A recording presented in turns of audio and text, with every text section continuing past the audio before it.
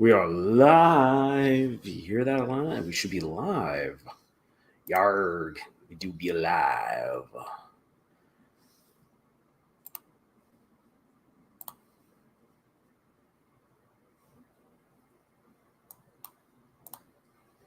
All right. Ooh, there we go. There's the clear audio. Yarg. All righty. Well, we're going to see how many times my accent changes and how often we slip on over to a southern accent. Oh boy, that audio sounds really echoey.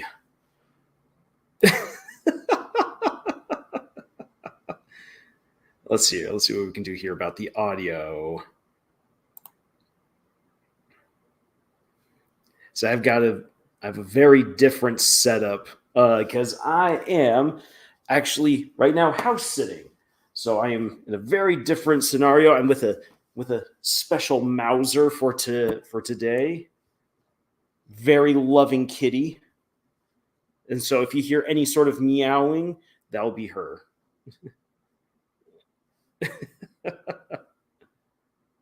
Let's see here. What can we do about this audio?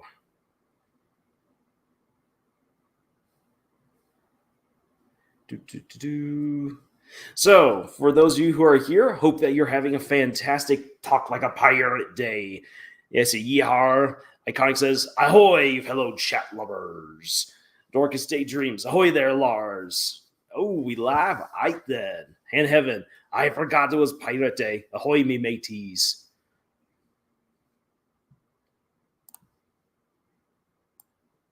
All right. So let's just have some fun today.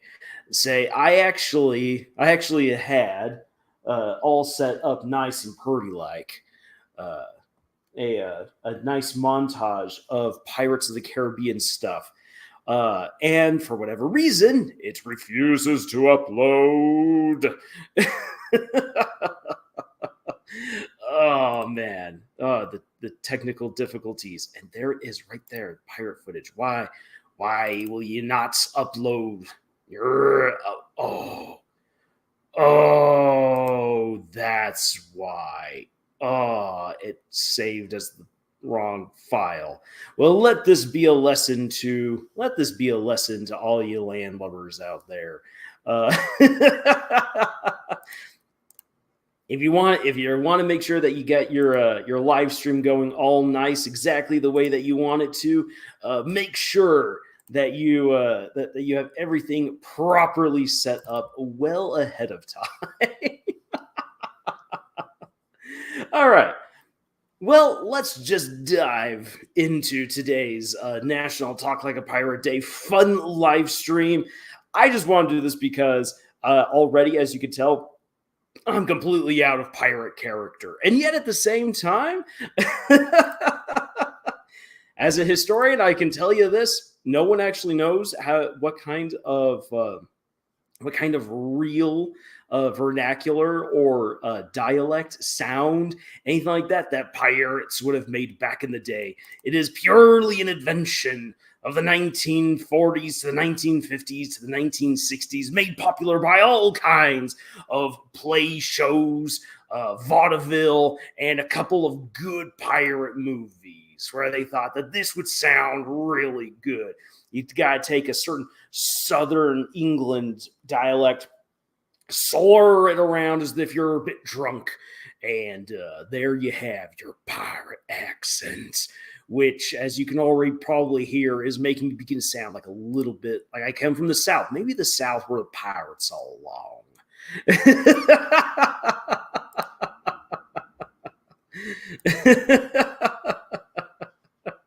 So there you have that, a little bit of pirate history. Okay, so as far as actually doing anything today goes, I want to talk about awesome stories about pirates. What are some things that you should know or that you can learn from pirate stories, especially to craft your own if you so wish? And I also kind of want to toot my own horn a little bit and read to you guys later on some of my own pirate story, The Monarch Mercenaries Autonomy, because that is a space pirate story. And it's a story I definitely want to try to get more publicity out there for, because it is a fun one. ISO says, ahoy there, Lars. A new Digital Circus teaser image came out literally a minute before the stream started. Wait, what? Oh, I got to check this out now. Oh, boy. Oh, hold on here just a second. Glitch Productions. Pop on over. What have you been showing to us here, Glitch? Over to the community post. You make your way up the steps of a mysterious mansion. Do you enter? Well, of course I do. So now it makes a little bit more sense. The earlier image of Pomni holding a torch, a flashlight, as the modern folks call it. Man. Well, I'm excited. I'm so excited for the next episode. Holasaka, sub. Hey, hope you're doing great. Dorcas Daydream Space Pirates. Oh, yeah. So I've got Space Pirates to talk about later. Because one of the beauties about any sort of good pirate story is that pirates can be put into basically, well, anything. And they're a very moldable kind of trope that you can use. However, if you're able to dive a little bit into the actual history, the real stories of pirates, and not just the Hollywood myths, you can come up with some pretty cool stuff. So let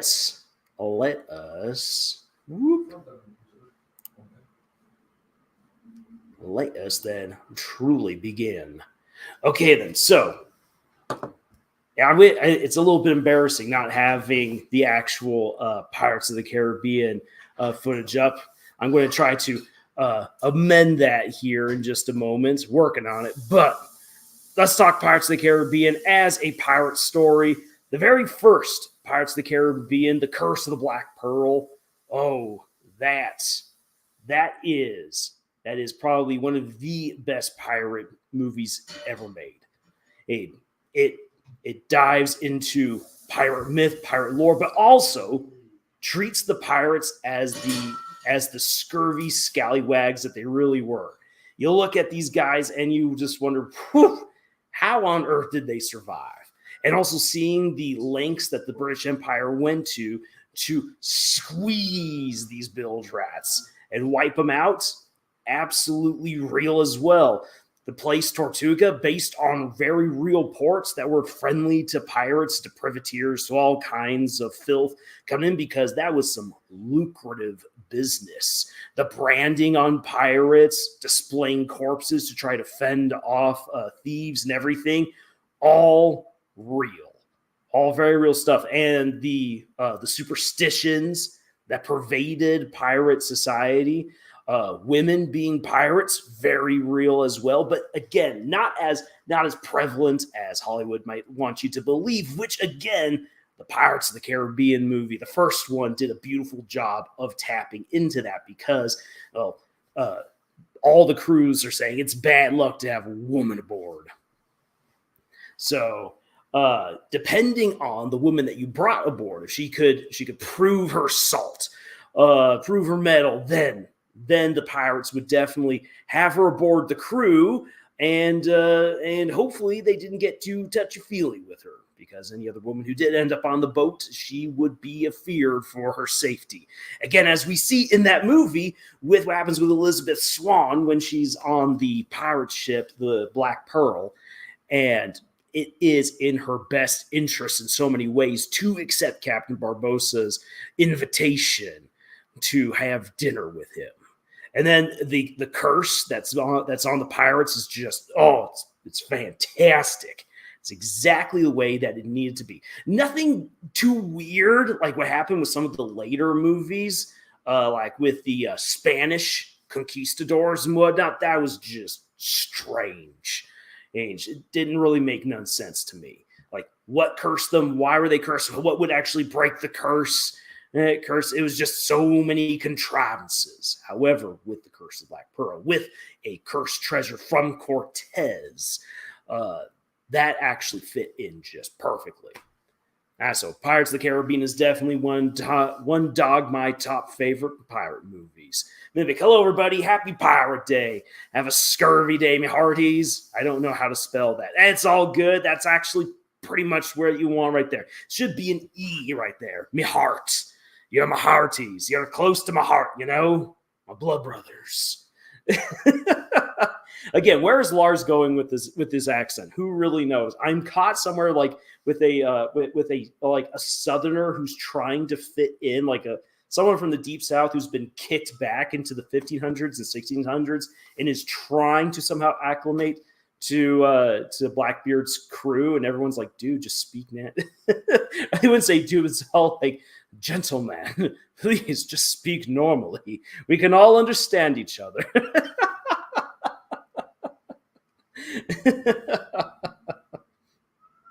But the Pirates of the Caribbean movie, the first one, just absolutely phenomenal. Well, the second Pirates movies, just be a Southern pirate, Lars. Yard. Yeah, it's well, I'll just be a Southern pirate. So, the Pirates of the Caribbean movies, the first one is absolutely my favorite.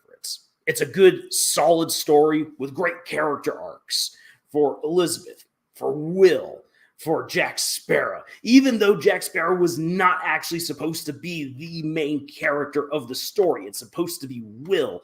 He was written so dang well and just embodied so beautifully by Johnny Depp that he basically became the second, or really the third, pretty much though the first lead of the entire story. And the writers realized after the success of the first movie that they had absolute gold on their hands. And so they turned Jack Sparrow from a Spartan side character to then actually being the main character of the entire franchise. What's a pirate's favorite letter? The letter R. Yeah, Mimic, be right. But, Mimic, you want to know the real truth of the matter? A pirate's first love is the sea. All right, so now I'm imagining Will Turner saying, "Hi, Avast," and everyone laughing at him. That do be true. It do be true. Ooh, if you want to actually get some good, if you actually want to make sure that your pirates, when you're writing, actually sound like real pirates probably would have, rather than just the stereotypical show play or Hollywood movie, what you want to do is you want to do a little bit of research and have a look into the terminology that sailors would have used. What are the terms that they would use for actually being on the ship? From aft, starboard, mast, prow, poop deck. No, the poop deck isn't where you go to the bathroom. You also want to know the terms for all of the rigging, because there are different names depending on where you are on the boat. Different titles for your job, and also how do they abide by the rules of the sea, and also by the clock that rules the ship. Because once you're on a boat, you're kind of running according to an absolutely different clock. So that is also something to consider if you want to make your pirate story just sound a little more realistic.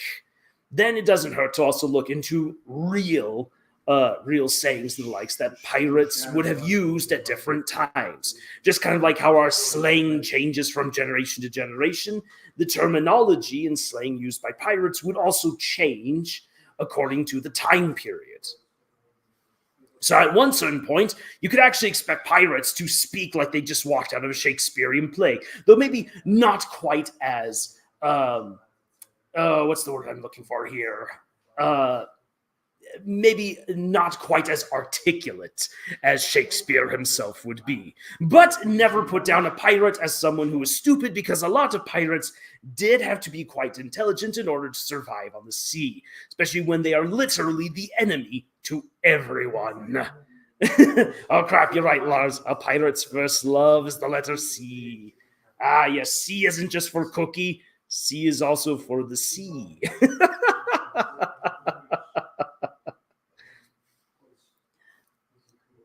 And Evan, hey, speaking now is the day I have a MAGA comic I recommend. It's called Destiny's Hand. Go check it out if you're interested. Yeah, Destiny's Hand. Let me quickly make a little note of that there. Destiny's Hand. All right. Oh, I see. Yeah, pirate manga right there.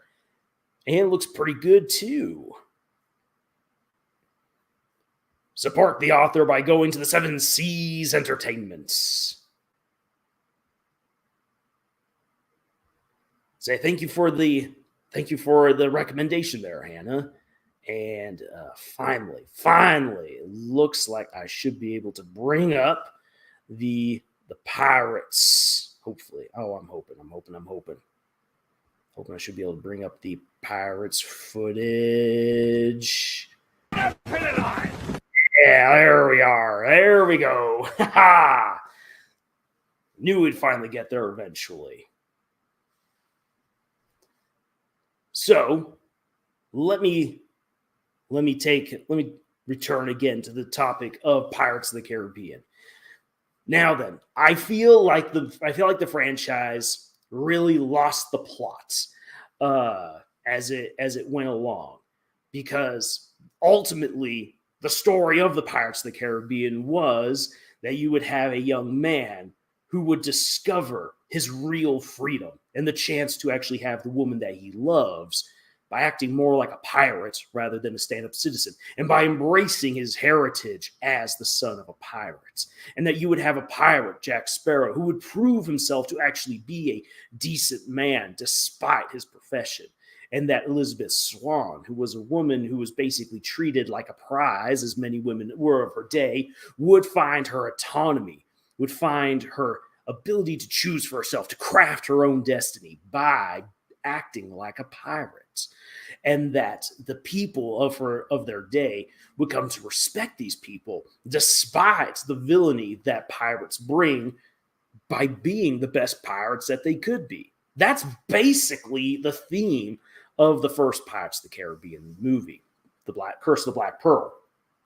After that, by focusing more on Jack Sparrow and trying to bring out his backstory and everything, which was all rather fascinating, it began to meander a little bit by focusing too much on this adventure with Davy Jones, that while interesting, if I'll be absolutely frank, I get why you needed to combine two movies to really put in all of Davy Jones' story, but there's a lot of things that felt incredibly anticlimactic as we went along, and a lot of things that just felt like, wait a second, why are we here? Like the whole sequence, the very long journey to go into Davy Jones's locker to retrieve Jack Sparrow. Yeah, sure, it's an interesting side journey, but that's really what it is. It's a side journey. The story of Davy Jones is actually very interesting, very compelling, but it has way too little room to breathe in a very bloated two-movie story. And while there are some absolutely phenomenal fights, like between Jack Sparrow, Will Turner, and Norrington, the disgraced Commodore Norrington, there's no denying that fight in the second movie, The Dead Man's Chest, is absolutely wonderful. But it's just, again, if you're actually trying to really focus in on what the story is that needs to be told, you begin to realize that it's more superfluous than it really should be. And if you're going to bring back Captain Barbossa, we want to actually have more of Barbossa and Jack Sparrow playing off of each other, which is the one good thing that the fourth Pirates of the Caribbean movie did. The fourth Pirates of the Caribbean movie essentially is just an excuse to have these two characters playing off of each other. Otherwise, the villain is just too lame sauce, nowhere near on the same level as Barbossa or as Davy Jones, and it just feels way too rushed. What's even the theme? What are these characters actually going for? It's just from that point on, it just feels as though ultimately it's like it's trying to be an anthology series while also having a main plot, rather than just simply following the adventures of Jack Sparrow and learning more about him as you go through these different stories. And so, yeah, Pirates of the Caribbean, as fun as it is, begins to fall apart after the second movie. So when I watched Pirates of the Caribbean, I thought that Jack Sparrow was unironically a badass who was just pretending to be incompetent. I'm much more satisfied with his real character. Yes, absolutely. And Jack Sparrow's just is just so much fun. So in terms of writing, let's actually take a moment to appreciate the great writing that goes into Jack Sparrow as a character, and not just simply that. Like, Johnny Depp absolutely helps to bring this character to life. If you don't have Johnny Depp, I don't think you have Jack Sparrow. Like, any other actor could play the role, but it would be nowhere near as iconic as what Johnny Depp did with Jack Sparrow as he was in the script. But so if we think about what Jack Sparrow's character arc is, at least within the first three movies, where it makes the most sense, you have a young man who gets the Black Pearl. He made a deal to get the Black Pearl from Davy Jones. Now, then, according to something that I've heard, and I have not confirmed this because I haven't read the back script or apparently one of the little stories that Disney printed on the side and never advertised, because Disney's absolutely horrible about advertising anything that they do with their books. Jack Sparrow was actually the Black Pearl was actually a slaver ship. And that's one of the reasons why it's so big and why it's so fast, because it was meant to transport tons of slaves really quickly across the Atlantic Ocean. Jack Sparrow overthrew the captain of the slave ship, freed the slaves, and turned them all to piracy, because that was probably the best thing he could do. So trying to be a good man by rescuing all these pirates, he was very by rescuing all these slaves, he was very naive and got the ship attacked and sunk. So he made the deal then with Davy Jones to bring the ship back up in exchange for his soul, and that he could then be free as a pirate on the seas. That he could be his own man. That he wouldn't have to listen to any other corrupt captain like he did leading up to the time that he began the mutiny over on the Black Pearl, which I don't fully like that little bit of the backstory, considering that Jack Sparrow brings up that that the deepest circle of hell is reserved for mutineers. So I'm not exactly sure if I'm buying exactly what Disney's trying to sell right there, since that was their way of trying to make him seem more heroic. In any case, whatever it be, Jack Sparrow made the deal to have the Black Pearl in order to be his own man, to be absolutely free. But he was young and naive and made a bad choice in choosing Barbossa as his first mate, and then sharing the information given to him by Donna about how to get to the dreaded Isla de Muerta. And because of that, of course, then he was betrayed, is made governor of that little spit of island, and then has to use his own good luck, his own charm, and his own ability to lie right off the cuff in order to persuade rum smugglers, to get him to Tortuga and begin his long adventure to somehow get the Black Pearl back from Barbossa. So he fully embraces his pirate identity, to take back what is his, to be his own man, to be free, and to have the ship that, for crying out loud, he sold his soul for. And in the first movie, you then have basically that redemption arc for Jack Sparrow of going from just a selfish pirate to a pirate who then does things for other people, who proves himself to be a good man. And as such, then he is given his chance to finally be his own man. Now, wiser, better, stronger, or freer than he's ever been, except for the whole soul bit, to then go a-sailing. Mimics. Jack Sparrow is a legendary icon. Major props to the legendary Johnny Depp for bringing the character to life, as well as the legendary writers too. Amen. They all did a phenomenal job with Jack Sparrow. Then we get to the second movie, where now the deal must, how I must put it, the piper has to be paid. He now has to abide his end of the bargain. He either has to give up his soul to the locker, or he has to sacrifice 100 other souls to Davy Jones in order to retain his absolute freedom. So he's no longer free. He is truly bound to a vile captain. And effectively, everything from that point onwards is him trying to be free yet again. And no treasure, no cursed treasure, no real treasure, no amount of salty wenches at Tortuga or anything like that is worth his freedom. No amount of rum. Even if you had an entire ship full of rum, while it would be very tempting to Jack Sparrow to take that in exchange for his freedom, ultimately, as we see in the third movie, that is what he wants the most. And as he told Elizabeth in the first movie, the Black Pearl represents that freedom.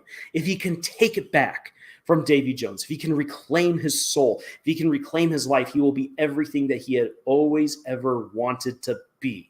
Which is why it feels like such a betrayal at the end of the third movie, when even though, sure, he now has the map to go to the Fountain of Youth, he doesn't have the Black Pearl anymore. And so he's not really free anymore. Everything that he had been aiming for has become convoluted. The writers got all wrapped up with, oh, I can live forever and I can have all the rum and salty wenches I could ever want. and gallivant across the seas and steal whatever I want for all eternity. That's the best choice for me. And that goes completely contrary to everything that was built up, especially the first movie, explored into the second movie, even explored in the third movie. It all just gets kind of tossed out. And so when people feel like, well, the third movie seems to have a lackluster ending, it absolutely does. In part, not just because of what happened with Will and with Elizabeth, but because the movie ultimately betrays Jack Sparrow in order to set up however many movies they could still squeeze out of Johnny Depp in order to have just more Jack Sparrow adventures, which they didn't need to do that. Just give Jack the Black Pearl, let him go off and do his own thing, and then you can continue the anthology of pirate adventures. Show what that freedom is like. Explore new ideas, new challenges, new places, new villains, new monsters. They had it all set up and they took it away because I don't know what was happening with the writers for the third movie. It was just way too weird and convoluted. So while I do understand that the later movies weren't the best, I did thoroughly enjoy them, especially the mythology part for my own story's purposes. And it's true. And here's the thing.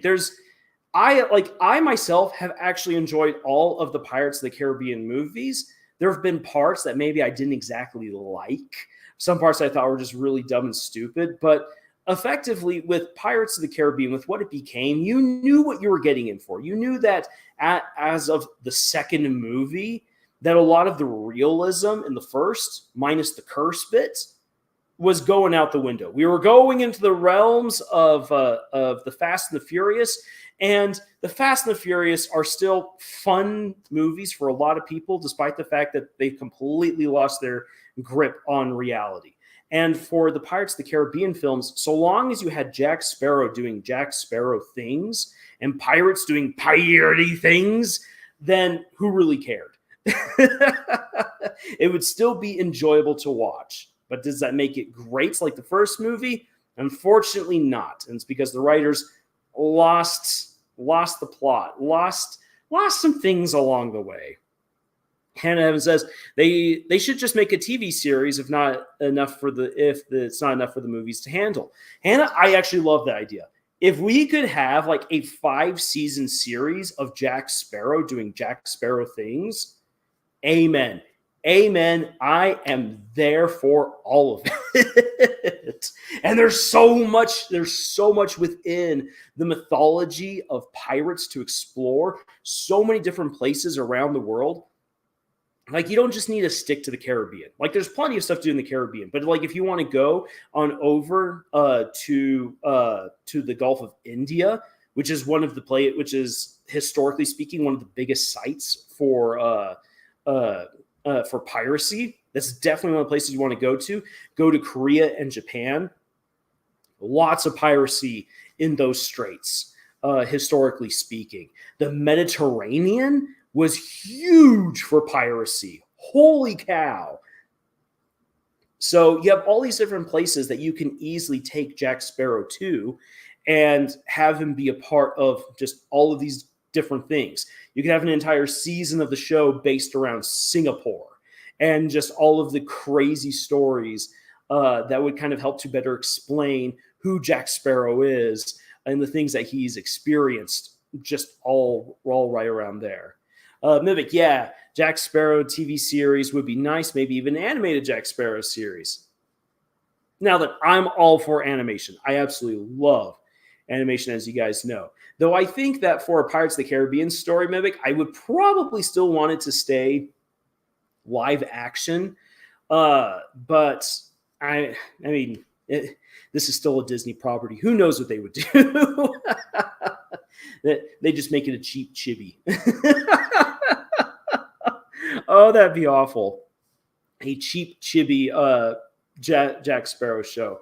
Please, no, Disney. Oh no! Now that I've spoken out to the universe, they're gonna rob that from me.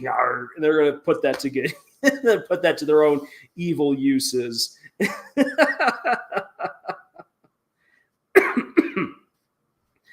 Man, trying to do that pirate voice for too long, for 20 minutes. Oh, that did something to my throat. I should have had some tea here. Now then, trying to shimmy just a little bit away from Pirates of the Caribbean, and we can definitely come back to that if you guys wish to do so in the chat. One of the things that I would highly recommend to anyone who wishes to write a story with pirates to kind of focus on in order to make the most of a pirate story would be to look into the society that pirates actually had amongst themselves, because that suddenly opens up so many possibilities for you to do creative things, because pirates were a very creative, colorful bunch. Like I said earlier, there were female pirates. Absolutely a thing. If a woman could prove herself before the mast, she could be easily part of the crew. The crews also were made up of all different kinds of people. So you would have, you could, in theory, have on one crew, you could have someone from Asia, you could have someone from India, you could have someone from Africa, you could have someone from Europe, you could have someone from the Americas, and from really all over the world, all on one crew. It would have been difficult to do that because of how the distances and everything go, but any pirate crew would have had tons of different people on it. And pirates, because then they come from all over the place, they have to learn how to communicate. You have multilingual pirates. You also have a central language that kind of unites them. You would have different religions and different superstitions that would all mix and mingle on the ship and across multiple crews. You have their own superstitions. You have the plans that they would make for how they would infiltrate and attack ports and other ships. They had to be very smart. You would have very charismatic pirate leaders. They were also very democratic, because since you're bringing people from all these different walks of life together and they're all quote unquote free under their pirate banner while on the run from the law, they have to work together. They have to get along with each other. The common trope that you see in Hollywood of pirates betraying one another, while that's something that most likely did happen from time to time, because the pirates could only rely on each other, that means that they had to truly trust one another. Whoever the captain was, either through right of conquest or through vote, had to be honest with their crew. They also had to be rewarding to their crew. They had to strike the proper balance between discipline and friendliness, and maintain that nice balance of camaraderie. So that way they wouldn't be ousted by their fellow pirates. And so you, as the writer, if you do your research into who pirates really were, what they were like, holy cow, this blows up all kinds of avenues for you. We can go in almost in any direction of who you want to be on your pirate crew. What kind of ship would they have? What is their quest? Who would be the captain? Why? What are their devious plans? Like pirate freedom, you have the freedom to do just about anything. And the more that you tap into the actual roots of real piracy, you unlock a whole lot of just fun potential that will resonate with people, especially someone who's like, oh yeah, I know pirates, or oh my gosh, pirates are the best, I'm going to go research about them. And then when they see that you're actually drawing on real elements of actual historical pirates, they're going to love your story all the more. So now I imagine the pirates stopping by the Americas, picking up a native and being like, aye, you're one of us now, matey. Meanwhile, he's just confused who these strange people are. That's absolutely true. Aye, you're going to join us now. Oh, you crazy lad from the Paraguay. Here you go. What's the Paraguay? We don't understand the words you're saying. Don't worry. We'll teach you everything you need to know about being on the ship. But yeah, ships would have all different kinds of people on them. And so especially for those people who are like, hey, we need to have our representation and inclusion, there's nothing better than a pirate crew because they were naturally diverse and inclusive because they had to be.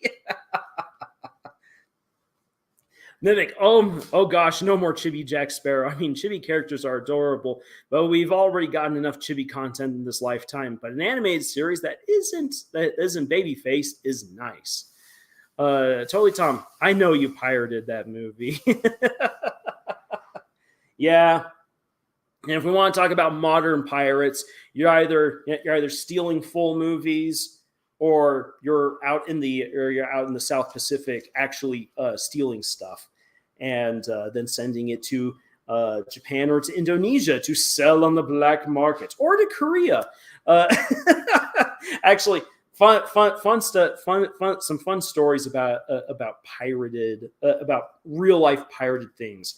So, my oldest sister went to Korea to visit her husband when he was deployed there.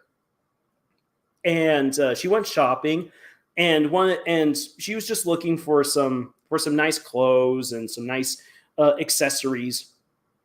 And one of the people in the store was like, "Hey, lady, American, do you want to see the good stuff?" And she's like, "Okay." And she's like, "Okay, but I don't really have that much money." Like, "Oh, don't worry, we've marked it down just for you." And so like they looked around, made sure that no one else was looking, led my sister into a back door area, which is one of those things you're like, should you actually do this? Probably not. Like they opened up this hidden door area and revealed this room with all of these exotic accessories taken from France that had been pirated and had been shipped by pirates through the black market over into Korea, where they then marked down the prices. And so my sister got a French purse that should have cost her upwards of $1,000 for like $80. And then a professor I had at the University of Arizona, when he was doing some work in Japan, he had a friend who was like, "Hey, my son would really like such and such Pokemon game. Can you get it for us there, because it's going to be like nice and cheap?" And he's like, "Okay, like whatever." And so he while he was there doing his research, he talked with some of his Japanese associates, and he was like, "Hey, so what can you tell me about finding such and such Pokemon game?" And a couple days later, one of these Japanese guys came to him, handed him a paper with some instructions, and he said, "Follow these instructions. Do not ask any questions. It's like, okay. So he went to a shady alleyway that seemed like a place full of garages. There was this guy waiting for him, popped open this garage with all of these video games that had very obviously been stolen. And it's just like, here's your Pokemon game. That will be so many yen, and you never saw me. Closes the garage. That was it. And my professor was like, what the heck just happened here? Got a special Pokemon game, super cheap, in a very shady way. And then I had some cousins who were living in Indonesia, and they always had to be careful because they would just go shopping sometimes and they'd be like, hey, sweet, there's this movie. And at first they would like buy these movies thinking that like they had already come out, that they'd already come out in the States. Lo and behold, pirates had actually stolen physical copies of upcoming DVDs a month before they were actually supposed to be released in the States. And so my cousins would have access to all of these movies before anyone else. And then they were like, oh, wait a second. These are all pirated, aren't they? Yeah, this is probably not a good idea.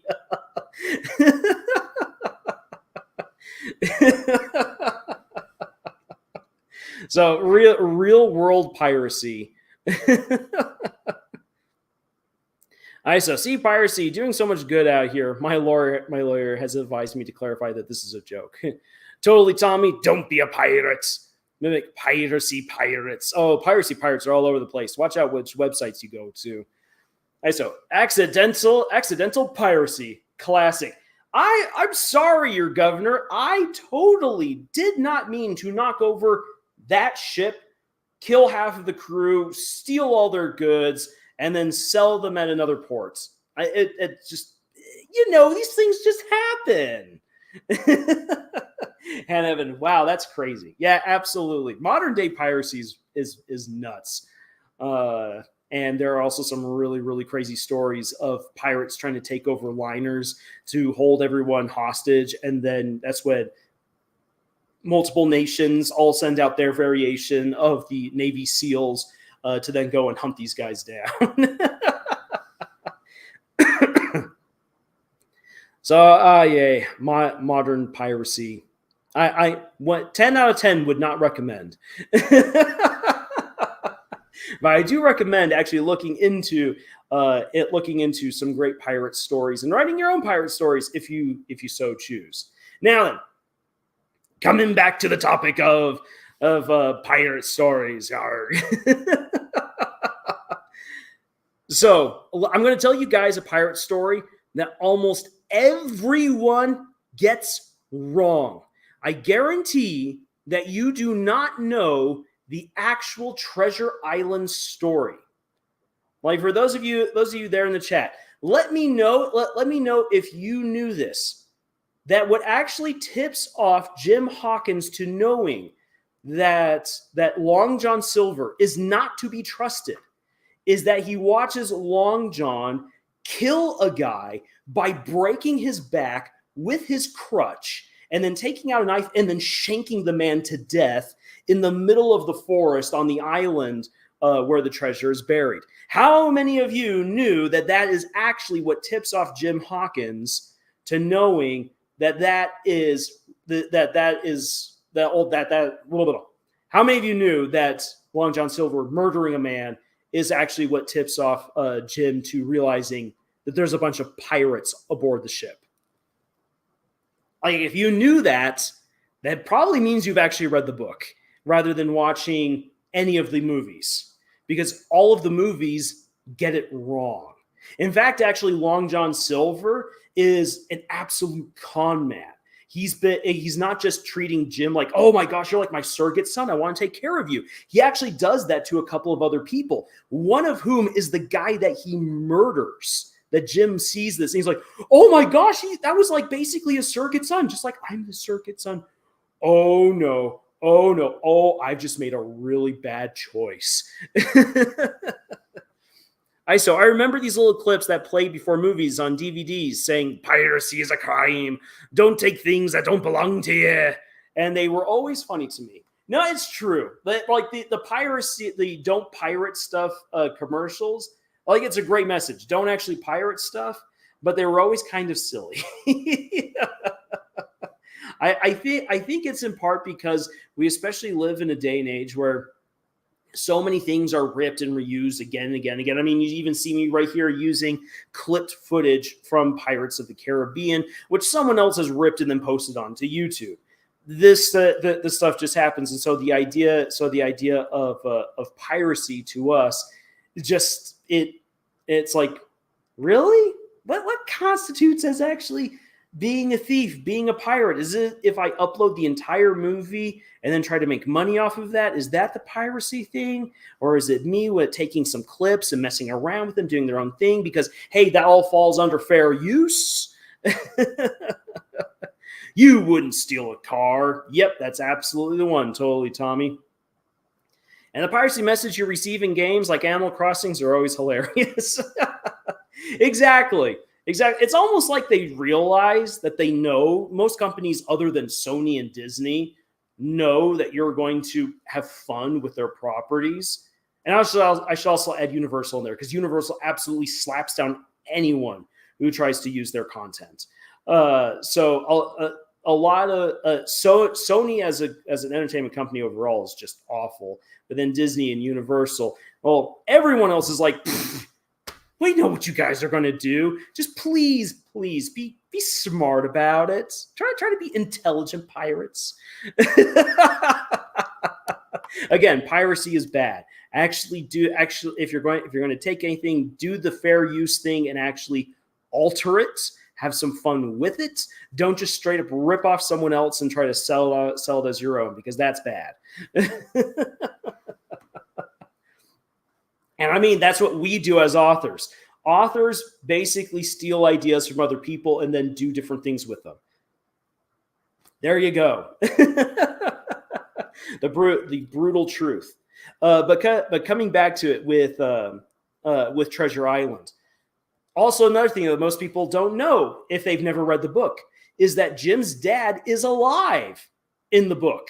Yeah, he's alive. He's not dead. He's not some deadbeat dad who ran off. He didn't die at sea. He didn't die of the plague or anything. He's alive, working with his wife to run the bimbo. And the unfortunate thing is that Jim's parents are kind of dumb.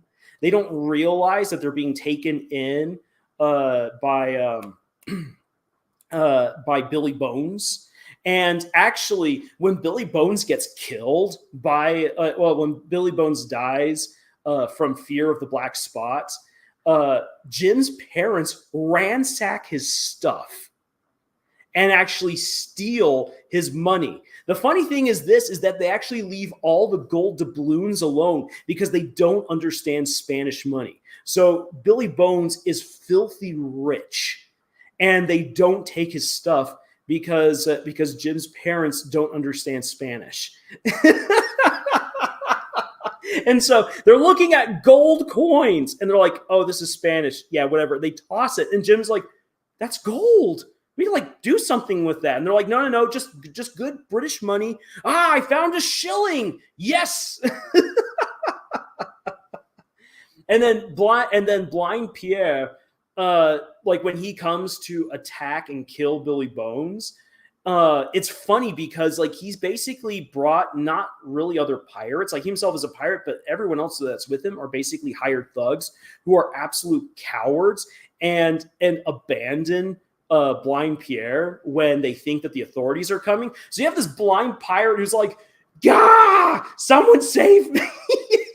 He's lost in the street. He has no idea where he is.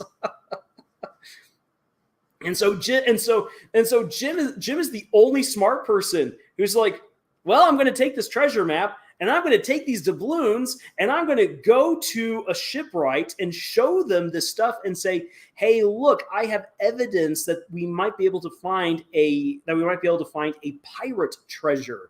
And then that's what leads to the other events within the story. So Jim is actually the only smart person in the opening of the book, and it's thanks to him that things actually start getting underway. Ooh, so Eric B. Pirates are slavers, murderers, generally sick people that did horrible things. Why are we glorifying them? Now, that is right there an excellent question. Historically, yes. And especially if we want to talk about pirates in the Mediterranean and off the coast of East Africa. That is where you then start. That's where you then start getting into some really unfortunate stories of slavery. Now, this is where things get interesting. Why then do people write so many stories about pirates when historically they are such vile individuals? The reason comes back around to one of the central themes from the Pirates of the Caribbean movie, the idea of freedom. It's very hard for us to really grasp just how restrictive older societies were back in the golden age of pirates and privateers, where you were locked into a specific place within society. You're a miller, you're a butcher, you're a peasant, you're a farmer. That is what you are, and you can never be anything else other than that.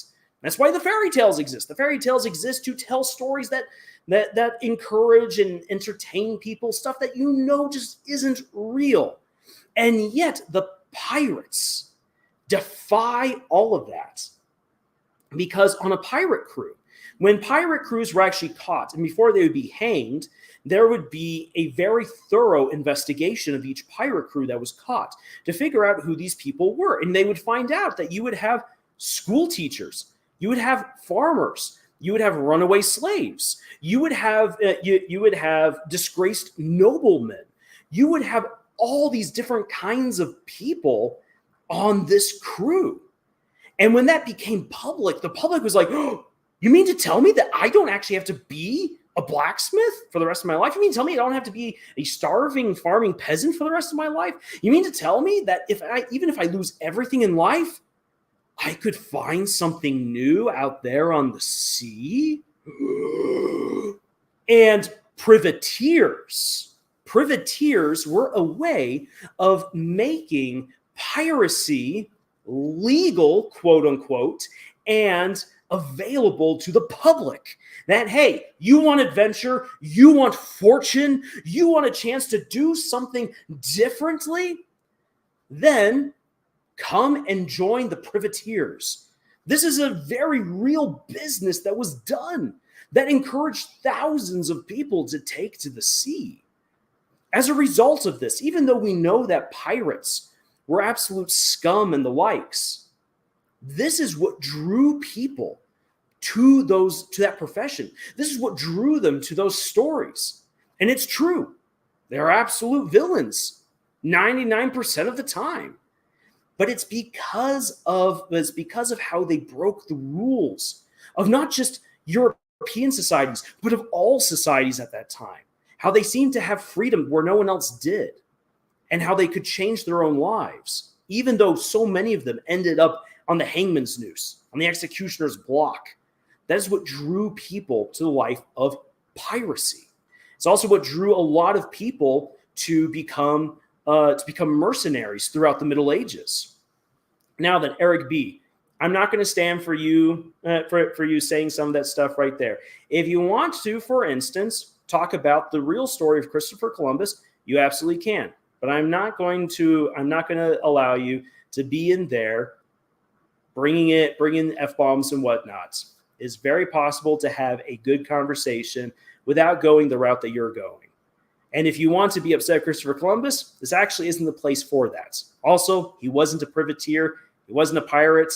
He was an explorer who very unfortunately brought a lot of bad things to the New World. And I'll say this as a historian, for every single person who's like, if Christopher Columbus didn't exist, everything would have changed for the better. Oh, no. Oh, no. Allow me to introduce you to the Golden Fleet of China.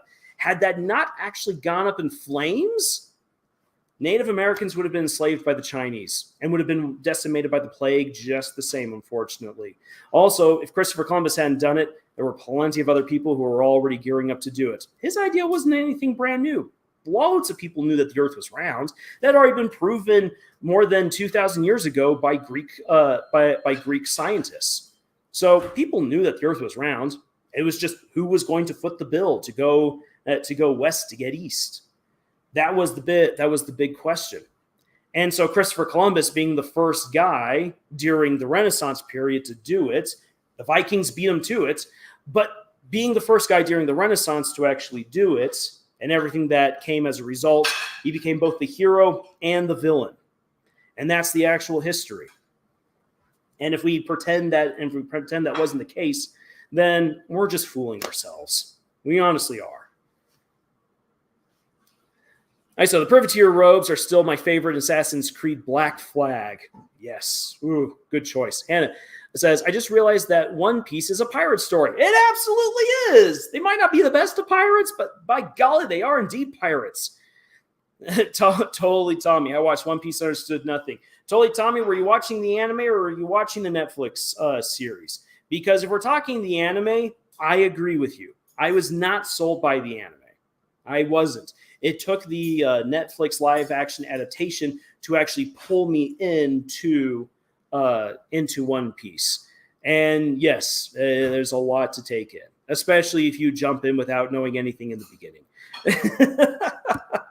So trust me, I totally understand that. All right. Now then, coming back, that was a bit of a tangent right there. Sorry, Mimic, I missed you a little bit right here. A Pirates of the Caribbean taking place in Haiti would be interesting, with the topic of Haitian voodoo being brought up and used for nefarious reasons in the story, and Tia Dalma would definitely have a field day. That is absolutely true. At Indigo Park, hey, Janice is back. Totally, Tommy, I watched it with subtitles too, having to read everything.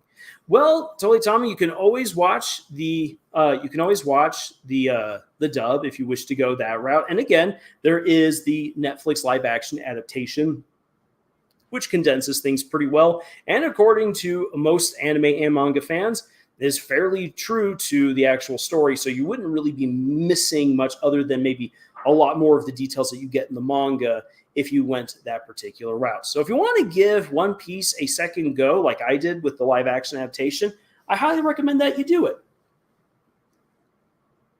Now then, so coming back to, and I do agree, once again, I do agree with you, Mimic, that I think it would be really cool to see a Pirates of the Caribbean story set very firmly within Haiti. And especially like if you got into some of the actual history behind the Haitian island, its revolution, the creation of its own independent state and everything, and how you could put pirates into that could be very interesting. That would be a neat story to see. But coming back to it with the Treasure Island story, it's very interesting how Treasure Island has been adapted in so many ways, that it's actually kind of people have forgotten or don't even know what the actual story is. And so coming back to like, oh, pirates are all scum and whatnot, like the actual Treasure Island book makes it very clear that these pirates are all very, very awful people. You have a young boy, Jim, who goes on out to kind of craft his own fortune and future by taking to the sea. And you then have the difference between him and Captain Smollett and the members of the crew who remain loyal to the captain, and how they show how you can be a good man at sea. And then Long John Silver showing how you can become an absolute villain with the freedom that is offered to you by the sea. Coming back to that idea once again that people would have really known at that time. The sea offers freedom. Becoming a pirate, a privateer, was a chance to change yourself in a society where you weren't normally allowed to change, which is why so many people took that route, no matter how dangerous it was, and even if it was villainous. And so the actual Treasure Island story is to show how people taking to the sea for freedom and for a new life, how it can either turn you into a villain or how it can turn you into a hero. And we have our young man, Jim Hawkins, who makes all the right decisions despite being a very naive boy who isn't adept to the sea, and how his goodness prevails against the evil, the tyranny, and the schemes of one Captain Long John Silver. Mimic asks, would the anime fairy tale be considered a pirate story too? I mean, there's definitely some pirate elements to fairy tale. I have not finished the story myself, so I don't know if there is a specific pirate arc within the story, but yeah. And again, because pirate stories or a pirate trope is so malleable, so open, you can easily put it just about anywhere. Now then, with what I was saying about Treasure Island and how most people don't actually know anymore what the real story is, that doesn't take away from the fact that stuff like Treasure Planet or Muppet Treasure Island, which is one of the best movies of all time, it absolutely is, how those movies do something really neat with Jim and with the character of Silver.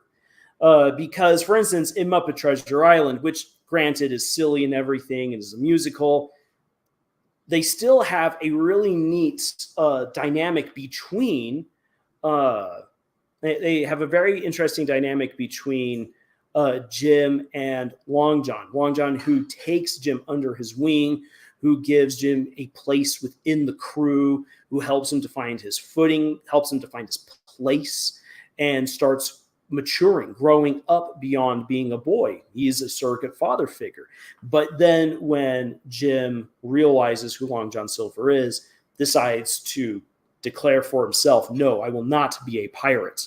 Even if that sets me against you, someone who I actually genuinely care for, I will be a good person. I'm going to stick with my friends. I'm going to stick with the captain and do what is right. In that case, it sticks a little bit more closely to the actual story of Treasure Island. Whereas then with Treasure Planet goes in a very different direction, where Long John Silver is actually given a little bit of a redemptive moment by supporting Jim against the crew, giving Jim a chance to escape, even when the rest of the crew really wants to murder him, and actually becomes really that father figure that Jim needs. And then Jim also becomes the son that Long John needs, giving him the chance to actually be redeemed by giving up the treasure, sacrificing his dream to keep Jim alive, and giving Jim's dream a chance to fly. And that is its own really beautiful thing. As like when you compare Treasure Planet to Treasure Island, the book, they go in completely different directions. And yet they are still both very valuable stories because of what they do with their characters. So coming back to it, all authors are basically thieves. We just do something different with another person's idea. And the Treasure Planet movie is a great example of showing how you can take the idea of Treasure Island, but take the characters in a different direction to do something very emotional, something very cathartic, something very beautiful with the characters of Jim and Long John Silver. Now then, for the fun of it, since I have brought up Muppet Treasure Island, this right here is without a doubt more so, I would say, than even Yo Ho, A Pirate's Life for me. Professional Pirate is probably the best pirate song in all of history. Imagine if Jack Sparrow and Captain Hook from Peter Pan ever met, or Captain Hook teaming up with Davy Jones, an iconic villain pirate duo. Their main goal, kill Jack Sparrow. Tommy, my friend is going to pirate Deltarune chapters 3 and 4. Oof, your friend is... Yeah, Toby Fox is not going to pursue any sort of legal challenges, but just enjoy Deltarune's chapter 3 and 4 for legally. It'll be great. Now the Mimic. There is an excellent book called Peter Pan and the Starcatchers, which gives an origin story to Peter Pan and to Captain Hook, which is fantastic. It is absolutely fantastic. Where you get to see a very, very conniving, murderous, vindictive Captain Hook, which is unlike anything that you see in the Disney version of Peter Pan, where you get to see kind of a more silly yet still murderous Captain Hook. Captain Hook in Peter Pan and the Starcatchers is just woo. Oh, that's so good. And I think it's also probably one of the better origin stories for Peter Pan, which still maintains a lot of like the mythos, the magic, the wonder, but makes Peter a little bit more of a sympathetic character without turning him into a wild monster who might turn on you.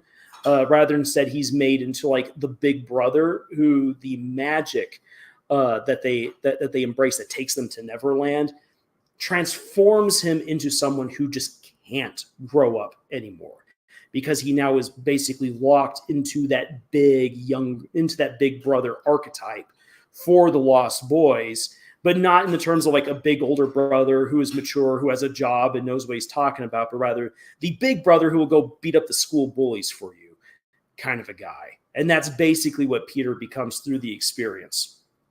And I recommend checking out the book, Peter Pan and the Starcatchers. I don't know. The pirates who do anything is kind of hard to top. The pirates who don't do anything is kind of hard to top. Yes. Pirates of Pizzazz.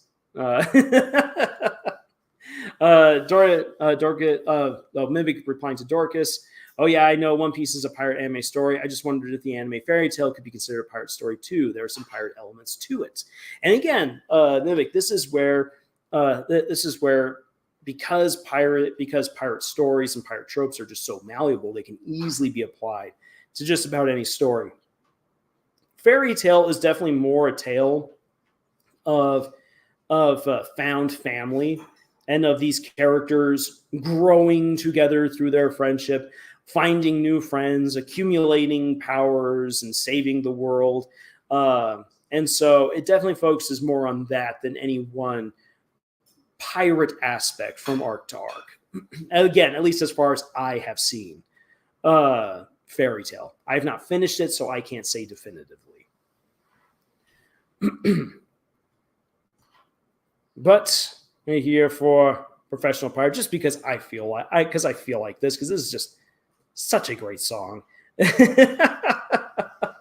And again, this actually taps into again why pirates throughout time have been so fascinating to people. It's right here in this song in a kind of very tongue-in-cheek way.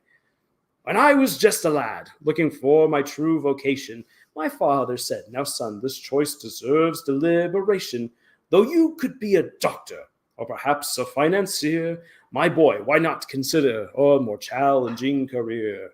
Hey, ho, ho, you'll cruise to foreign shores, and you'll keep your mind and body sound by working out of doors. True friendship and adventure are what we can't live without.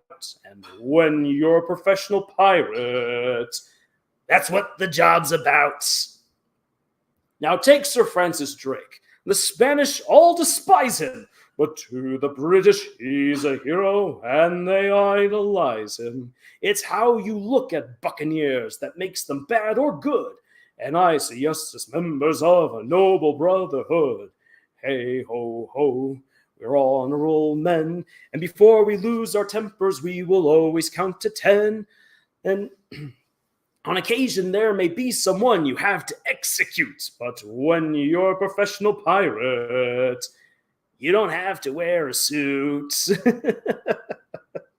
Now, some say the pirates steal and should be feared and hated. I say we're victims of bad press. It's all exaggerated.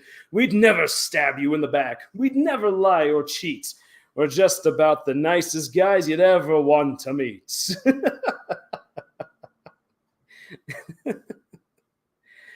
No, what's happening? I just heard Lars singing without any context. There is no context. It's just Lars singing. There's no that. So they've gone out to sea a whole lot, but there hasn't yet been a pirate story. Okay, so lots of time at sea. So yes, professional pirates. Just such a great song. best pirates are the pirates who don't do anything. All right. Well, let me then switch up the gears here a little bit. So as far as the pirate talk and all of that goes, I don't really. I mean, there's always more to say, but I feel like I should switch gears on over to introducing you guys to my own pirate story. I'll read to you one of its chapters, and if you feel like checking it out, it's there for you to find on Amazon. The Monarch Mercenaries Autonomy. Now then, this book is a space pirate adventure story, and it's wild. I did not bother presenting this book, querying this book to any agents or publishers because I knew it would be rejected immediately. And the reason why it would be rejected immediately is because this is a space pirate story. Okay. Set in a universe of imagination. That's a little bit weird, but okay, we can still go with this. It's going to be about a young man who's going to go for vengeance against the godlike beings who killed his previous pirate captain and most of his crew. Okay, a vengeance story with pirates set in a universe made of imagination. This is stretching a little bit, but we can still go with this here. And as he does this, he is going to be going to a world of ice zombies. He's going to go to a steampunk world. He is going to go to a world of gods. He is going to go into a nebula where whales are going to consume things and then spit out anime characters through their blowholes. Wait, what? There's also then a floating pirate city that has its own unique history to it, full of all these different kinds of creatures. Oh, by the way, one of the members of the crew happens to also be a living cartoon character. There's also a Minotaur who is the weapons master, and there is a young little boy who crosses over from Earth who can create anything from his mind, but unfortunately he can only do it once because then he forgets everything. The moment that you start going into the details of this story, publishers and agents will be all like, there's no way I can sell this. This is too freaking much. If you just had space pirate story set in actual space, talking about revenge, then everything would be just fine. You're putting in all too much stuff, Lars. I'm like, oh no, I must do all of this stuff because I need to show you all of these incredible, crazy worlds that I've created. This is the opening to a much larger, extended, connected universe of amazing stories. And these pirate books are the way in which I'm going to introduce to you all of these amazing worlds that will have their own individual stories and their own incredible casts of characters. And just that, and just knowing that, like, publishers be like, no, there's no way I'm going to put any money behind this. That is way too ambitious. I do not believe that you can pull that off. Nonsense. So I finished the book myself and independently published it to then see what people think of this absolutely crazy world and universe that I've created with its own colorful cast of characters. And my hope is that by introducing you guys to this chapter, that maybe you'd be interested in checking it out for yourself and reading it. And if you like it, amazing. If you don't like it, tell me what you didn't like, so that way I can learn as an author and grow from that. Odd Monstrosity, what did I arrive to just now? Odd Monstrosity, you arrived to the middle of a crazy live stream. That is exactly what. ISO Veggie Tales is nostalgic, and one of my favorites is about the pirates who don't do anything. That's right. That's exactly where they come from. Okay, thank you for reminding me. No, I'd forgotten about that. The Veggie Tales pirates. It's so good because it's made for kids, but it's something that adults can still enjoy with their kids. Amen. Amen. There's so many adults who've loved the Veggie Tale movies. And because, they're like, it's cheap, but it's well done. Hannah Heaven, LOL. Mimic Mr. Krabs, the most greedy and cheapest pirate in all of history. Yes, he is. There's a reason why Mr. Krabs needs to be thrown into Davy Jones's stinky locker. Dorcas Daydream says Veggie Tales slaps. Amen, it does. All right, so allow me then to set the stage. Excuse me. Allow me then to set the stage for this chapter. So this is fairly early on within the book, where we've been introduced to Captain Carsonius. He's the main character of the story, and to his crew. And by this point, as the reader, you realize that Captain Carsonius, who's out for revenge, has not told his crew what he's actually getting up to. That a lot of the weird jobs that they're doing, the weird planets that they're attacking, and the jobs that they're taking to steal stuff, like, it doesn't make any sense to the crew. And the crew is quickly losing confidence in Carsonius that he even knows what he's doing. So he's up against the wall. He's up against the clock. He needs to produce results immediately in order to pull off his plan for vengeance. His plan for vengeance is to go to the people, to go back to the world where his previous pirate captain had been killed along with most of the crew, and he's going to do something that's believed to be impossible. And he's going to steal an item known as the All-Sight. It's this magical telescope, which when you look through it, no matter where you point it in the universe, you will be able to see everything. And not just see it, but you will be able to comprehend it. And it is just an absolutely powerful device. Imagine, as a pirate crew, if you could have a magical telescope that when you look at it, you could see everything about your mark. You could read that other ship. You could see all its strengths and its weaknesses, and you would know whether or not you should even attack it. If it was worth it, what kind of treasures they have, what kinds of strengths and weaknesses. All of that would be exposed. This would be one of the greatest tools in any pirate arsenal ever. If he can steal it, it'll be a great slap in the face to the godlike beings who killed his former captain. And he then, with this All-Sight, will be able to make his crew, the Monarch Mercenaries, the most powerful, the most rich crew across the entire realms. That is his plan. And the reason why he's keeping it secret is because there's no way that we can pull this off. No pirate believes that it is possible to steal the All-Sight because it's surrounded by a bunch of godlike beings. How the heck are you going to pull that one off? And so he has a plan. And in this chapter, we get him trying to go through with that by separating himself from the rest of the crew after some tense moments. That is what we should be getting into here with this chapter.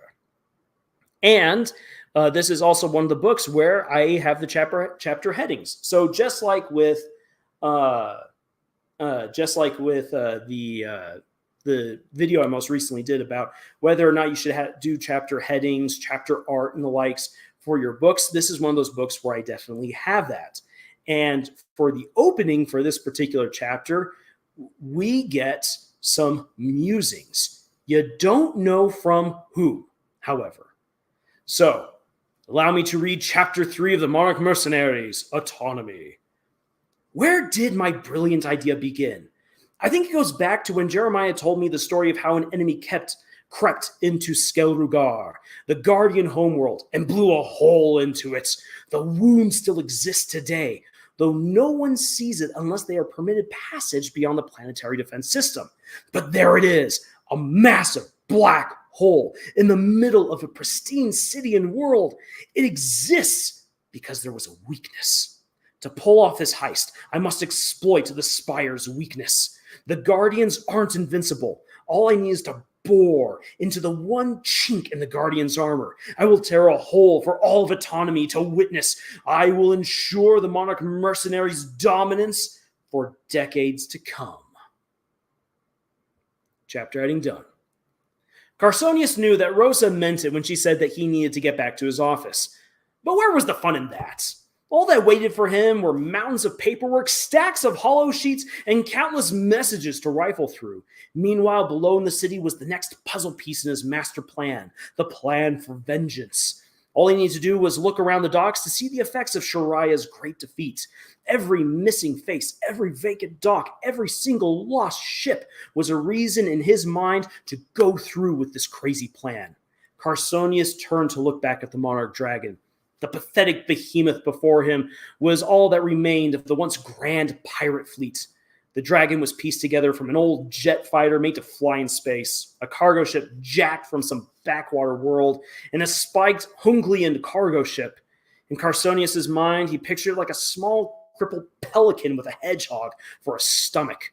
A ridiculous, faded painting of a snarling dragon with monarch butterfly wings adorned the sides.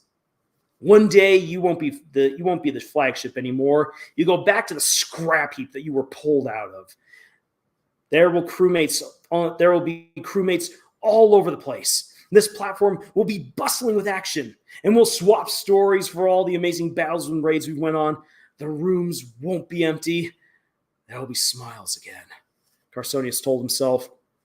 A gust came up from the city. It whistled loudly across the vacant docks and plaza. His crew was already descending into the helm's depths to deliberate his fate. Once they were gone, he would strike. Where Kanto had docked the Monarch Dragon was right at the central level. The helm had a lower level that opened into storehouses underneath the tower. That was where ships went for maintenance, and where special valuables were unloaded for direct transport to the vaults. The central platform was an open semicircle that welcomed smaller ships and allowed the pirates and sailors to mingle in the opening. A few gangways rested into the higher towers to admit private ships on diplomatic visits. The helm itself was separated into areas for living quarters, open offices for city businesses, armories, a command center for the city defenses, and maintenance garages. It had all been packed once upon a time. The Monarch mercenaries managed the city along a small army of workers and officials from all over autonomy.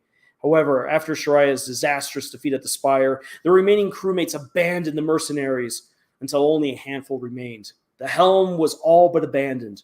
Rosa could only hold onto a few workers who remained loyal, while droids and automatons drearily maintained the vacant premises. I'll make this all better. I promise my plan won't fail, he swore to his dead captain friends. With a huff, he clenched his left hand and absorbed the diamond box. Time to be off. He jogged as fast as his bad leg would allow him to the storage area. The Monarch mercenaries, as they were now, represented less than a skeleton crew, but they still had a lot of toys and resources at their disposal. Deep within the garages were some sweet dirt bikes. His old crewmate Junt had loved extreme sports, which always fascinated Carsonius because the guy was pretty much a squid. Uttering a silent prayer for his fallen friend, Carsonius kicked the engine to life and sped out of the garage.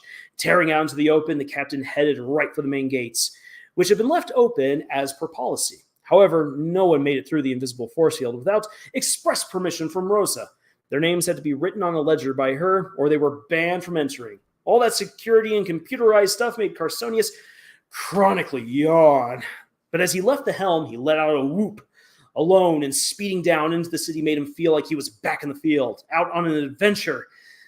That is where he felt alive, where he could be himself. And in that freedom, it felt like his hard-earned victory back at the temple on Zool was just that, a victory.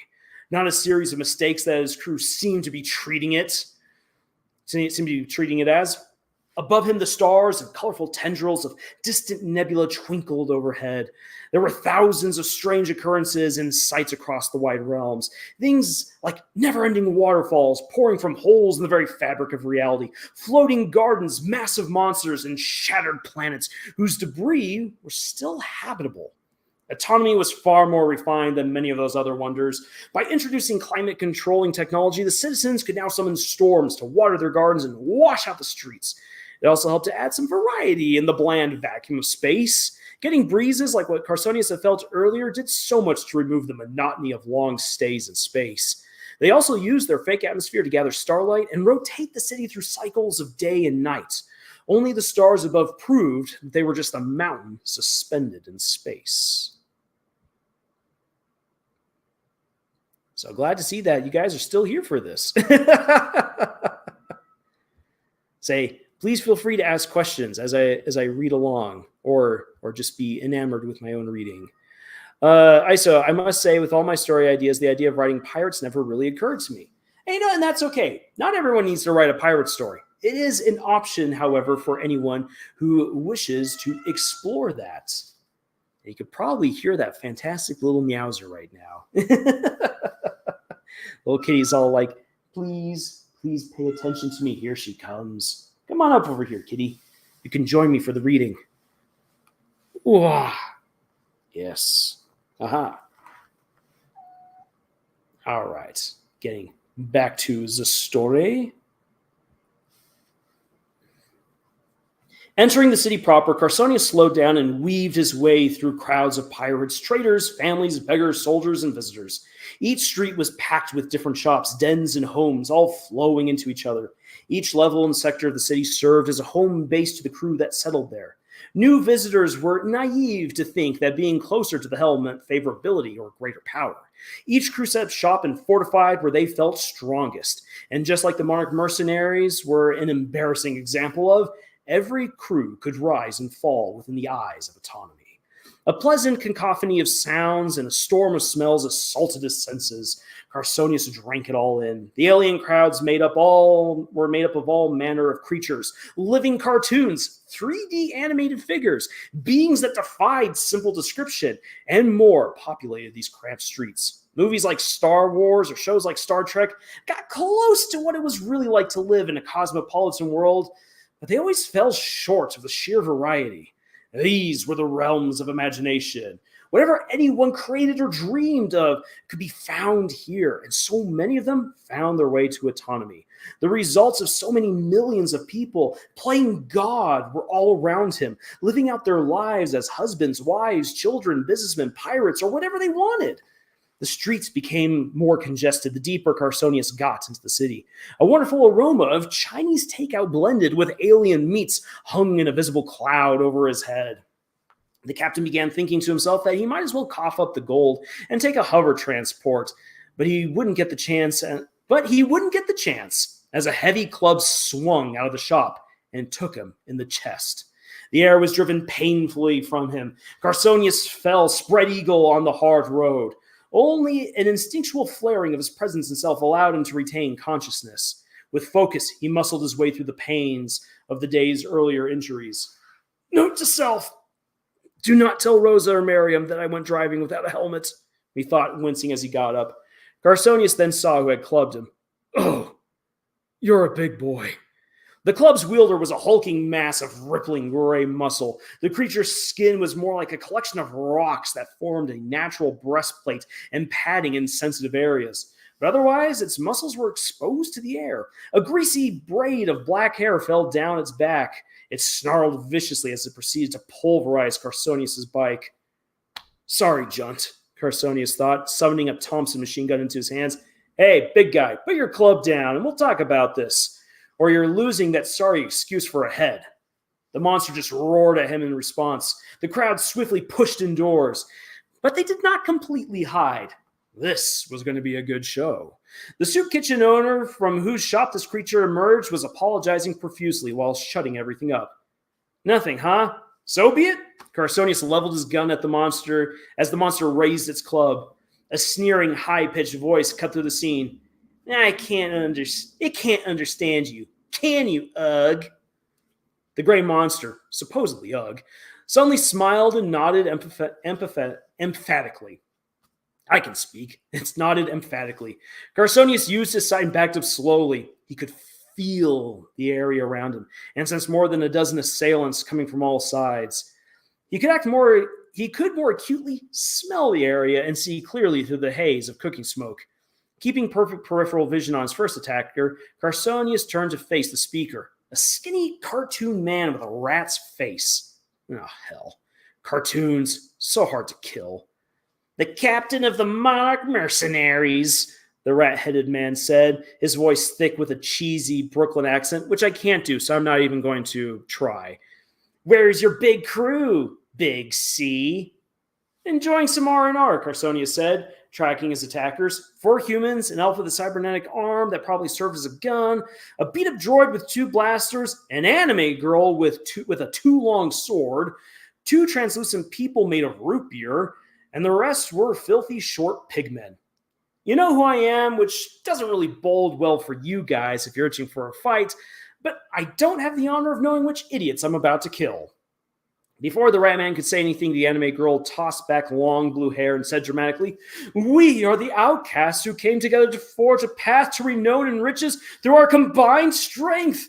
We may be newcomers to autonomy, but do not think for a second that we can't handle ourselves. We are the brave, the daring, the stupid," Carsonius muttered, "the unbeatable Crimson Blades."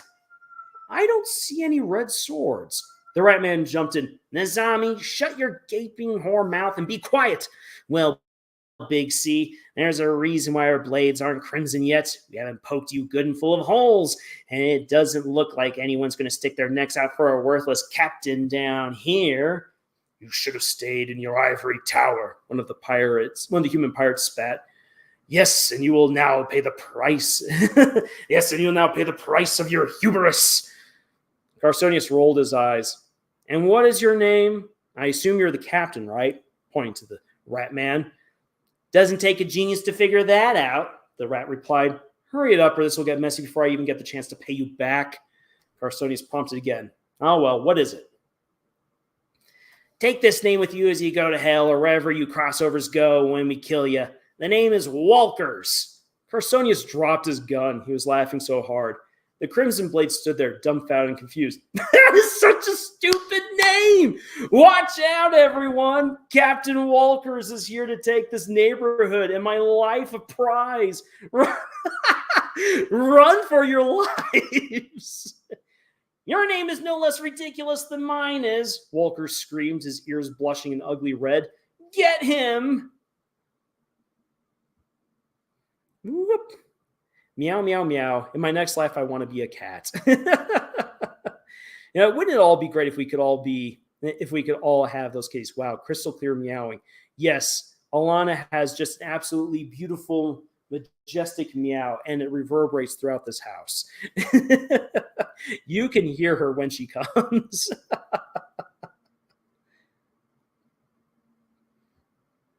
Do-do-do. The sound of rasping swords reached Carsonius's enhanced ears, but he grinned confidently. "My name is a strange one, I'll give you that, but it comes from a pretty cool story. You see, Captain Shiraya gave it to me when I helped him bust out of a coliseum from behind." Carsonius spun around and with his left hand caught the attacker's sword by the handle. He slapped it to the side and blocked the second attacker's follow-through thrust. In his right hand, he summoned a trusty Glock. Using his presence to steady his wrist and block out the deafening shots, he squeezed the trigger twice. 2 heads exploded. Whoosh! He ducked and rolled to avoid the club he felt swinging for him. It cracked the road right where he had stood. As he somersaulted forward, Carsonius took aim and burst both root beer fellows with 2 deadly shots. Their gore splashed over everyone nearby. The anime girl screamed and dashed forward with insane speed.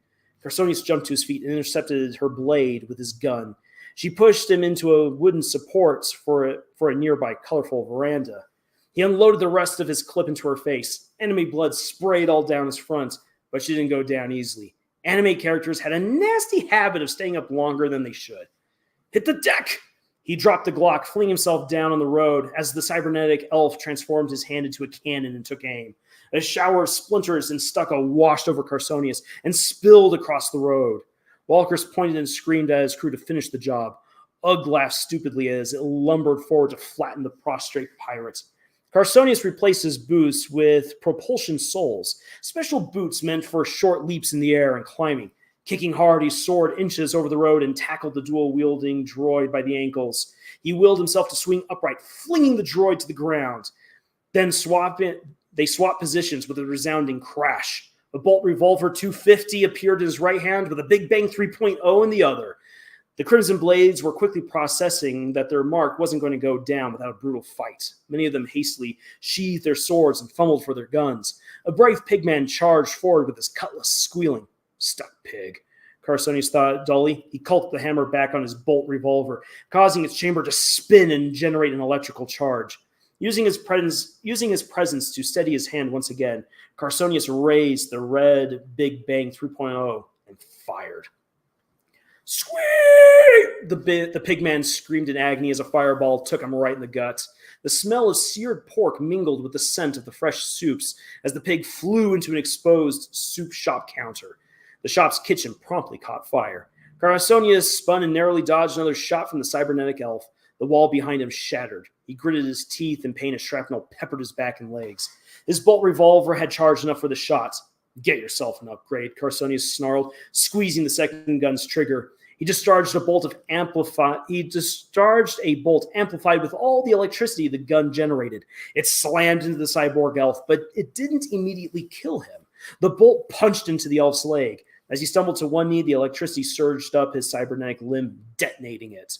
Carsonius turned to face the rest of the crew as the elf's arm blew up and hurled his ruined body into another shop. Nazmi screamed and charged again. Her sword got dangerously close to taking off his head. He fired another 2 bolts into her chest with the Big Bang 3.0. Nazami was blasted into the air, writhing in pain and wreathed in flames.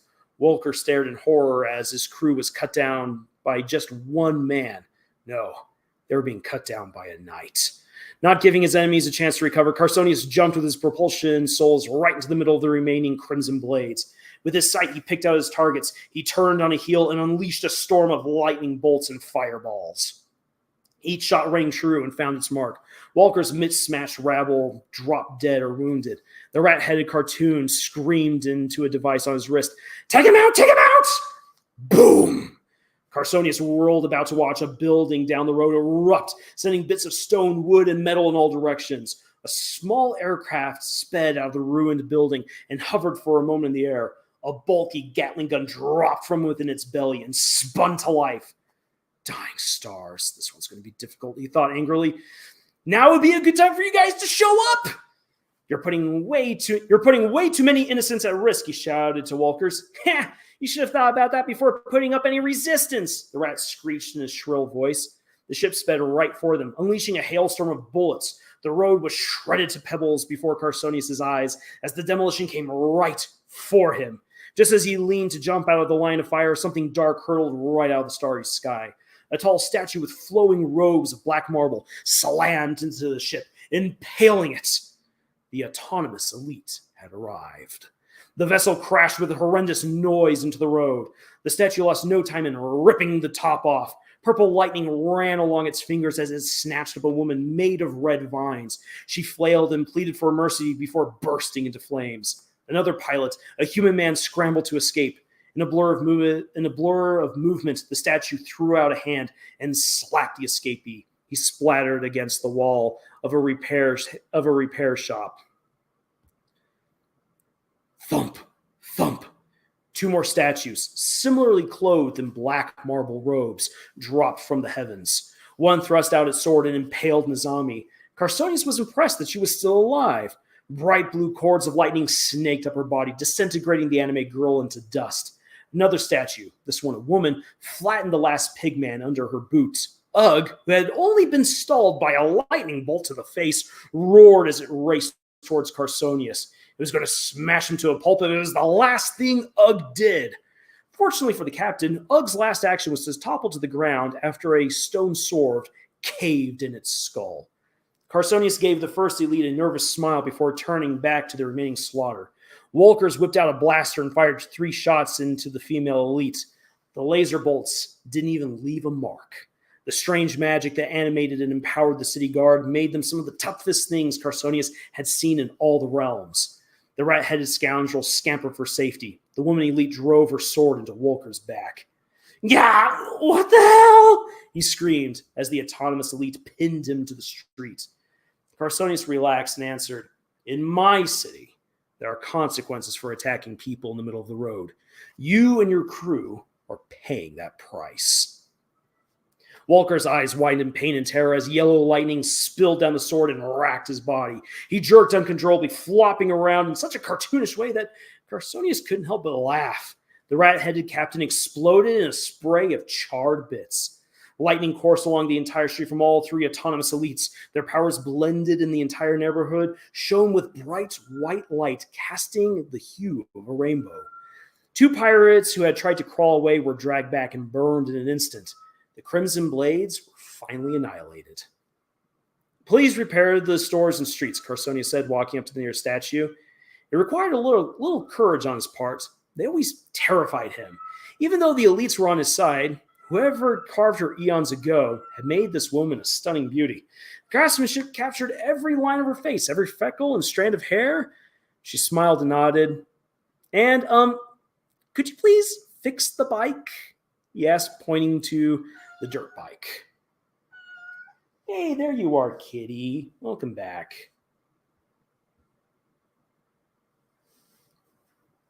So, yes, a free audiobook from Lars on the stream, and we didn't even have to pay any microtransactions for it. Yes, exactly. I said, ooh, gory. I like this. This is an amazing story. It's far more superior than my Immortal. Thank you. I managed to surpass my Immortal. I will take that to the bank. All right. Turning to the story. He knew that he could order the autonomous elite to do whatever was necessary to protect and preserve the city, but their powers and imposing figures made him feel more like a supplicant than a commander most of the time. The male elite in the back stretched out his hand, and blue lightning struck Junt's bike. The heap of smashed metal rose into the air, and time reversed. It quickly bloated and righted itself back to its old form, as good as new. Carsonius didn't want to stick around too long. People would be wondering what the Monarch Mercenaries' captain was doing alone outside of the helm. This embarrassment would also result in a report for him to file and sign later. Unless he continued ignoring the city's paperwork. Grumbling to himself, he shouted his thanks once more to the elites and kicked the bike's engine back to life. Gotta take advantage of the cleared roads while I have the chance. Having the elites here will guarantee that others stay inside to not get involved. This time he summoned a helmet from his inventory and replaced the propulsion soles with his old boots. Sitting down hard on the seat, he revved the engine and took off. Carsonius pushed the throttle, hoping to make up for lost time. Down the road, a few onlookers emerged to see if the fighting was done. He blared his horn and cut down the middle of the street. Rosa's going to hear this. Damn it! It was when you better be in your shop, or I swear to the stars that I will throw you off the wharf and into the void!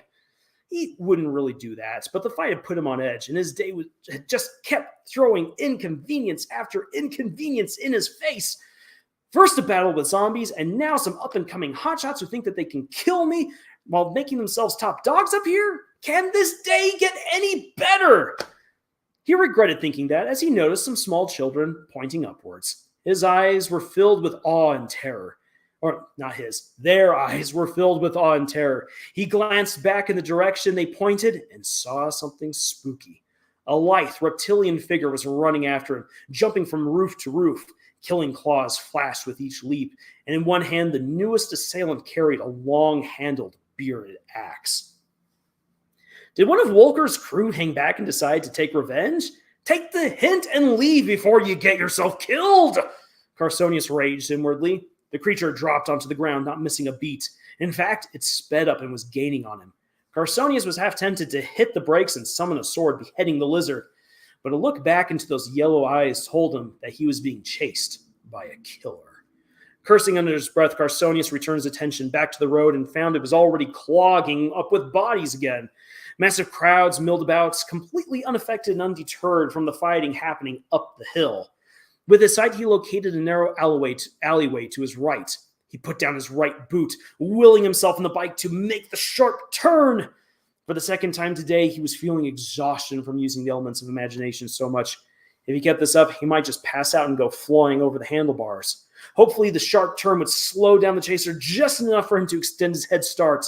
The axe-bearing lizard slinked into the alleyway with him with unnatural grace and speed, continuing the pursuit. Fine, Carsonius spat. We do this the hard way. He summoned his plasma hand cannon and held it out behind him, firing like mad. The assailant jumped up and began running along the walls. Carsonius adjusted his shot, working hard to concentrate on shooting while not driving face first into a wall. Another opening in the alleyway appeared, this time to his left. He took it, using his will and foot once more. Carsonius barreled down the narrow driveway. Children, beggars, workers, and smugglers all flattened themselves against the walls. This alleyway was anything but straight, and Carsonius found it difficult to avoid the pedestrians and odd corners. The lizard was like a shadow. Can't shake him. He's worse than an enemy bogey in an action movie. The creature was now leaping back and forth from wall to wall, still gaining on Carsonius. He knew this action would summon the elites again and hoped that they would arrive sooner this time. This creature, this velociraptor, clearly meant business. Who in their right minds gives a velociraptor an axe? Aren't they already deadly enough? Another opening in the alleyway. This one should take him back to the main street. You could hopefully shake the raptor in the chaos of a busy market or stunt his movements with a crush of people. It wasn't the most honorable move to make, but he was desperate. He repeated the trick for a third time, combining a boot and his will. Only this time, he went face first into an open door. A strong hand took him by the arm and pulled him into a dark room. The raptor landed right on top of Carsonius's bike, reaching out to snag him.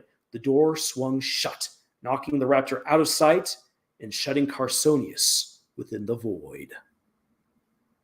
And that there is chapter 3 of The Monarch Mercenaries. There you go. Hope you guys enjoyed it. ISO, imagine losing everything that you've built your whole life because you picked a fight with the wrong guy. Exactly. Amen. I wanted in this scene kind of that chaos and a little bit of sadness. Like, you know, Walkers is a scumbag and his crew doesn't seem like the best or the brightest people. But yeah, like they came together. There's stories there. You know that. You know that these guys want to make something of themselves. And it all falls apart in less than a minute because the guy that they're trying to kill is incredibly good and incredibly powerful. Now then, in the earlier part of the book, if you read from the beginning to the end, you definitely get more details into exactly what Carsonius's powers are, how they exactly work, and why he's able to so flawlessly, seamlessly alter in the middle of battle. Because I put that actually into the opening chapter, and you get a chance to see him against ice zombies, ice giants, and magical whatnot. In a scene that is meant to feel reminiscent of Indiana Jones and the Raiders of the Lost Ark, but goes in a very different direction. I even have it in there. He's like, guys, like, do not take this away from me. I need my own Indiana Jones moments. And then everything goes belly up. Medic says that meowing is beautiful music to my ears. Definitely adds more haunting dimensions and dark intensity to the story. Really sets the mood for what's to come. Thank you, kitty gods. Did you hear that, Alana? You are being praised for your meowiness. Yes, you are. She's such a funny kitty. ISO, incredible. Well, thank you, ISO. So there you guys have it. Talking about pirates. My pirate accent, such as it was, only lasted 20 minutes today. But other little bursts here and there, talking about some pirate stories, some pirate history, Pirates of the Caribbean, Treasure Island, Treasure Planets, and now Monarch Mercenaries Autonomy. Which, again, if you want to check out the book, then please head on over to Amazon. I will post this right here. Whoop. The Monarch Mercenaries Autonomy. I can spell today. On Amazon. Woohoo! Omega says, bonjour. Well, thank you, Omega, for being here. Yes, I will be wrapping up here because I got other things to do. Got a needy cat to take care of. But we will still be doing our regular live stream tomorrow at 6 p.m. Arizona time. And for that, we are going to be covering building up tension. Now then, for those who are over at our Discord, we've already compiled a list of things that people would like to have specific lessons on. And we'll be gearing some of our upcoming live streams towards providing those kinds of lessons. But for those of you who aren't a part of our Discord, if you wish to be a member of our Discord server, then please reach out to us in the comments of our videos. We will conduct an interview, find out more about you, the stories that you're creating, how you can help out in our writing community and the likes, and we will proceed from there. We would love to have you there. But if you don't want to be a part of our Discord server, but you would like to put in some requests for specific writing lessons or specific videos, again, please reach out to us in the comments. We do read them, and we try to reply to the ones that we can. And we love to make the experiences that we create ones that are specifically tailored to the things that you guys would like to learn, what you guys would like to hear, so that way you can improve as authors yourselves, and also have a little bit of entertainment along the way. Mimic says, Monarch Mercenaries is a certified masterpiece. I don't care what no one says. Fantastic job, Mr. Lars. You have a great reading voice. 10 out of 10. Well, thank you. Thank you very much, Mimic. As the guy who actually wrote the story, I know just slightly better of where I need to put in the inflection. I just now need to actually work on one day having a Brooklyn accent, so that way I can give Wolkers all of the annoying justice he deserves. I'm glad that you enjoyed that reading. And if any of you again want to check it all out, the book is there for you to get on Amazon. And if you do get it, I would love to get your honest feedback on it, whether you liked it, whether you didn't, because again, that helps me out a ton as an author. But with all that being said, guys, thank you so much for being here for this somewhat impromptu Talk Like a Pirate Day live stream. Sorry, I could not maintain the pirate voice for very long. But actually, before I go, I know, Lars is always prone to doing these. Let me throw out a couple more things about pirates that are a ton of fun. Number one, hardtack. Hardtack is nasty unless you eat it fresh. If you go ahead and make hardtack, which isn't very difficult, you can find any good recipe online. Super simple to make. Eat the hardtack the same day that you make it. Eat it with some butter and jam. Oh, it's delicious. It's like having fresh made biscuits. So hardtack, totally fine the first day it's made. After the first day it's made, it earns its name, and it's nasty. Another fun thing, one of my favorite forms of torture / execution by pirates is something known as keel hauling. Keel hauling is when you run a length of rope all the way around the ship. And you would tie the person who's being punished to that rope, and then the rest of the crew gets on the rope and starts pulling it, dragging the person down the side of the ship and under it and coming back up again. Keel hauling was incredibly torturous because it hurts. You are getting hurt getting dragged around that ship. Also because most ships have barnacles underneath. Barnacles are sharp, and so it would lacerate the person as they're getting dragged underneath the keel. And if the crew wasn't fast enough, you probably drowned underneath the ship. So keel hauling, really, really nasty way to go. Flogging wasn't great. Getting splayed out for the sun wasn't great. But I mean, I wouldn't want to be punished or tortured on a pirate ship. But if I had to be given my choice, I'd probably take the flogging or getting strung up rather than do the keel hauling, because this is. And also one of the most successful pirates wasn't Captain Jack Sparrow, but was Captain Morgan, who was caught. He was caught. His crew was brought to justice, but he, as a result of his tenacity, was given a governorship in the Caribbean. Hence why Captain Morgan is one of the few pirates who actually has a rum named after him, and also why within the Pirates of the Caribbean movies, when they talk about the pirate codes laid down by Morgan and Bartholomew were two of the most famous and successful pirates of their day and age. And so that is why they are credited all over the place, because Captain Morgan, one of the most successful pirates of all time, even more successful than Sir Francis Drake, who actually did end up capturing more ships than Captain Morgan. However, Drake got beheaded because of courtly politics back home in England.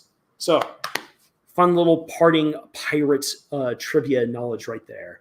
Mimic, you as well have an artastic day. ISO says, oh no, I've heard of keel hauling. Yes, and you've gotten to hear more of it again. And Evan, skull and crossbones. Yep, exactly. The barnacles will tear him to shreds. The blood draws in sharks, Jack Sparrow. I don't remember the exact quote, but yeah, that. Yes, I remember that quote. Tis true, tis true. All right. Well, again, thank you everyone for being here for this fun little impromptu live stream. Looking forward to seeing you guys again tomorrow night, again, as we talk about building up tension. Looking forward to giving you guys that particular lesson. And again, if there's anything that you wish to hear or learn from us, then please put it into the comments. With all that being said, everyone, thanks. Have a great, fantastic Talk Like a Pirate day. Be careful of other bilge-rats out there on the street. Make sure to protect your booty. Maybe steal some spoils from some unsuspecting scallywag. And until the next time, y'all, I bid thee adieu.